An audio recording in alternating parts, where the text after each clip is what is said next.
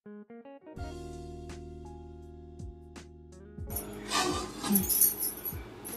Friends, Bhavani వంటింటికి స్వాగతం అండి. ఇప్పుడు పచ్చి రొయ్యల కూర వండుకున్నామండి.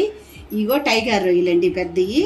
ఇప్పుడు ఇది తీసుకున్నాను 400 కిలో. ఈ ఉండవరకు ఇచ్చారండి, 1/2 కేజీ ఇచ్చారు. ఇప్పుడు మీకు కూర చేసి మీకు చూపిస్తాను. చూద్దాం రండి. ఆయిల్ వేసుకున్నామండి, ఇంటాక పెట్టుకొని ఆయిల్ వేసుకున్నామండి. ఉల్లిపాయలు వేసుకున్నాము. ఆయిల్ వేడి కావాలి కదా.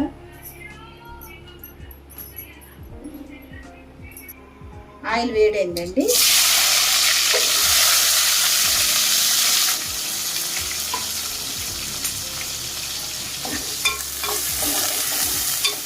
ఎర్రగా వేసుకున్నామండి.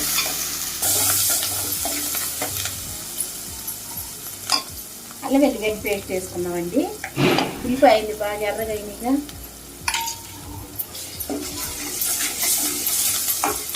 ఉల్లిపాయ అల్లం వెల్లిగడ్డ కాకుండా బాగా వేగాలి. వేసుకున్నాం, బాగా వేగాలండి. వేసుకున్నామండి.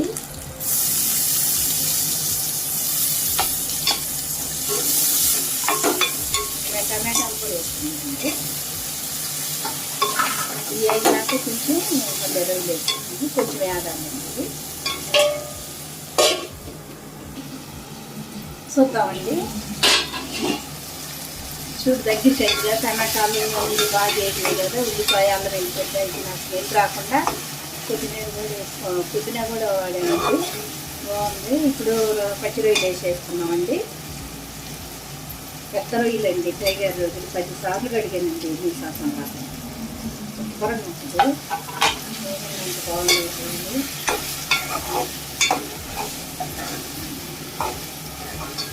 కొంచెం సాల్ట్ వేసుకుంటామండి.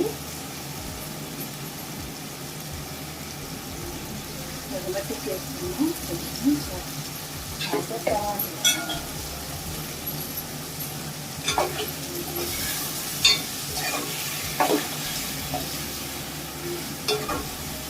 ఇక నూనెలో బాగా ఫ్రై అయినాక ఇప్పుడు మనం కారం వేసుకోవాలి.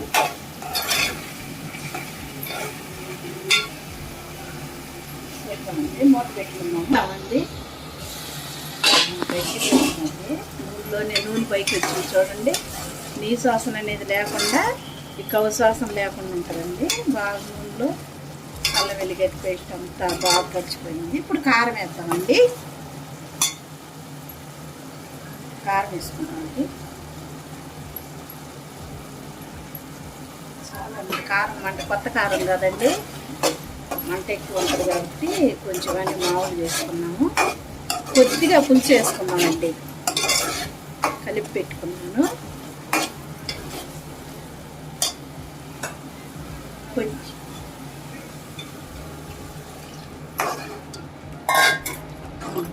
మూత పెట్టుకున్నామండి. కొంచెం ఉడకనిచ్చి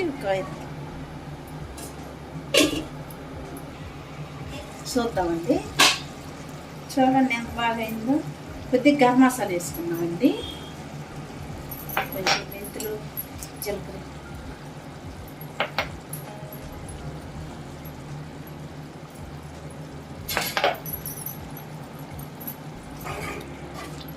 గరం మసాలా వేసుకున్నాం కదా. దగ్గరికి అయింది కదండి. ఇంకా కొత్తిమీర వేసి గార్నిష్ చేసుకున్నామండి. కొంచెం గ్రేవీ ఉంచుకున్నాము, పిల్లలు తింటారు కదండి.